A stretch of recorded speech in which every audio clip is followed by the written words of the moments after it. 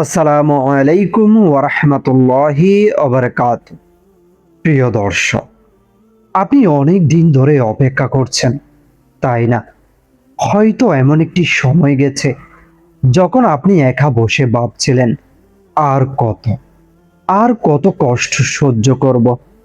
সবাই হয়তো আপনাকে বুঝতে পারেনি, আপনার ভেতরের যুদ্ধটা কেউ দেখেনি।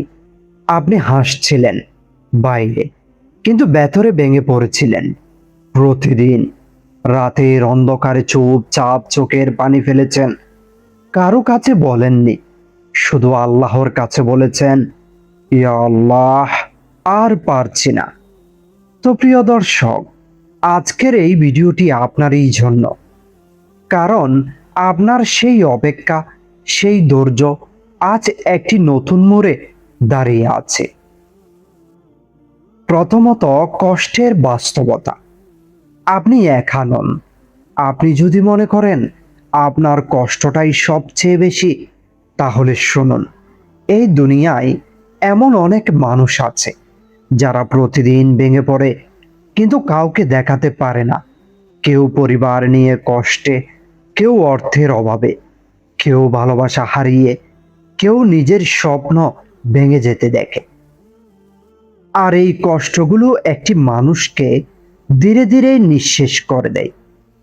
কিন্তু একটি সত্য কথা জানেন, যাদের উপর আল্লাহ বেশি রহমত করতে চান, তাদেরকে তিনি ধৈর্যের পরীক্ষায় ফেলেন। আপনার এই কষ্ট শাস্তি না, এটি একটি প্রস্তুতি।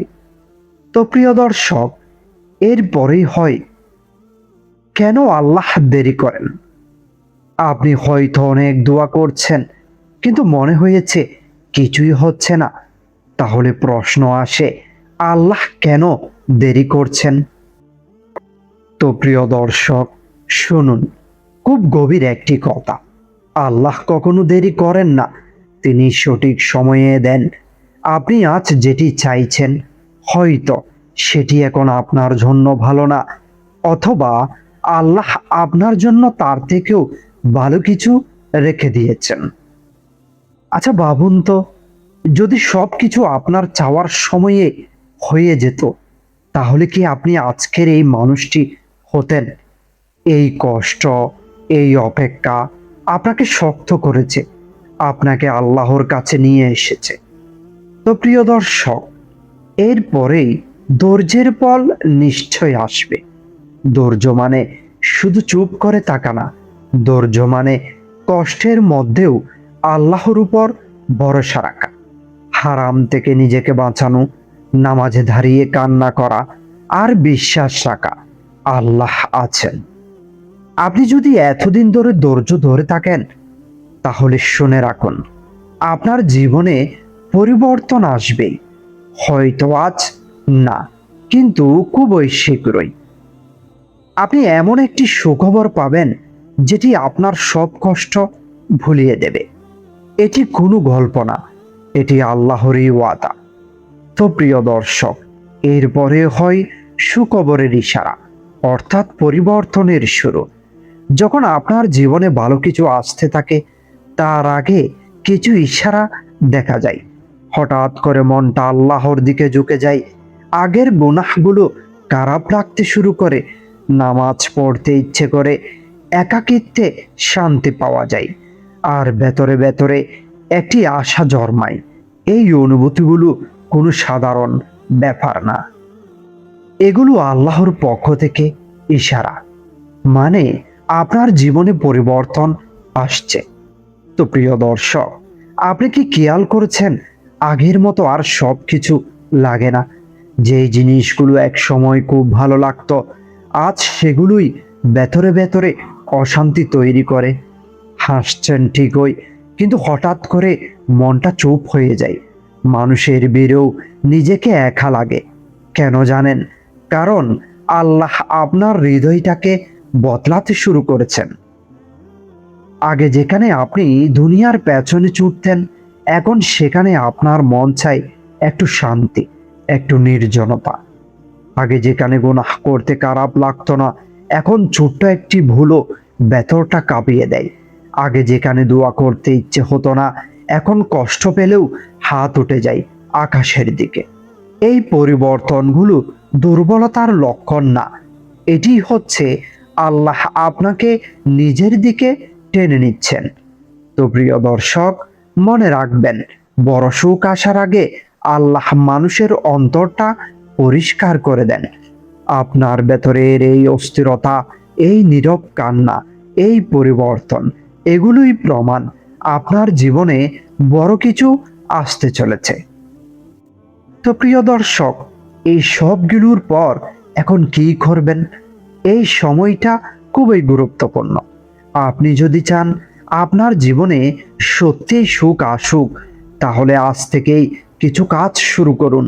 যেমন নামাজ ঠিক করুন, যেভাবেই হোক প্রতিদিন 5 মিনিট হলেও কোরআন পড়ুন। হারাম সম্পর্ক বা কাজ থেকে বের হয়ে আসুন। প্রতিদিন আল্লাহর কাছে কাঁদুন মন খুলে। মানুষের ক্ষতি করা বন্ধ করুন। মনে রাখবেন, আল্লাহর সাহায্য তখনই আসে যখন আপনি নিজেই পরিবর্তন শুরু করেন। তো প্রিয় দর্শক, এখন একটি গুরুত্বপূর্ণ প্রশ্ন, আপনি কি এই সুযোগটি কাজে লাগাবেন নাকি আগের মতোই থেকে যাবেন? কারণ এই সময়টা সবার জীবনে আসে না। যখন আল্লাহ নিজে একজন মানুষকে ডাকেন, তখন তার ভেতরে পরিবর্তনের আগুন জ্বলে ওঠে। আপনার ভিতরে এখন সেই আগুনটাই জ্বলছে। তাই আজ একটি সিদ্ধান্ত নিন, আমি বদলাবো আল্লাহরই জন্য। শুরুটা কঠিন হবে, কিন্তু অসম্ভব না। আজ থেকে এই নামাজ শুরু করুন। যদি 5 ওয়াক্ত না পারেন, অন্তত 1 ওয়াক্ত দিয়ে শুরু করুন। যেটি হারাম জানেন, ধীরে ধীরে সেটি ছেড়ে দিন। প্রতিদিন অন্তত 2 মিনিট হলেও চোখ বন্ধ করে আল্লাহর সাথে কথা বলুন। বলুন, ইয়া আল্লাহ, আমি ফিরে আসতে চাই, তুমি আমাকে সাহায্য করো। দেখবেন আপনার হৃদয় হালকা হয়ে যাবে। আর মনে রাখবেন, আপনি একা না, আল্লাহ আপনার সাথে আছেন। আপনি যদি 1 পা এগিয়ে যান, আল্লাহ আপনার দিকে 10 পা এগিয়ে আসবেন। তাই দেরি করবেন না, কারণ এই মুহূর্তটা আপনার জীবনের টার্নিং পয়েন্ট হতে পারে।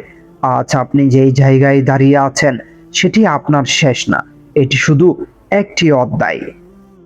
আপনার সেই কষ্ট, আপনার সেই কান্না, আপনার সেই অপেক্ষা, সব কিছুই মিলে আপনার জন্য একটি সুন্দর ভবিষ্যৎ তৈরি করছে খুব শীঘ্রই।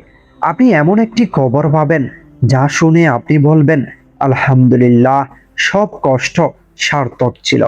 তাই হাল ছাড়বেন না, ধৈর্য রাখুন, আল্লাহর উপর ভরসা রাখুন। কারণ আপনার সুখ আপনার চেয়েও বেশি সুন্দরভাবে আল্লাহ আপনার জন্য প্রস্তুত করে রেখেছেন।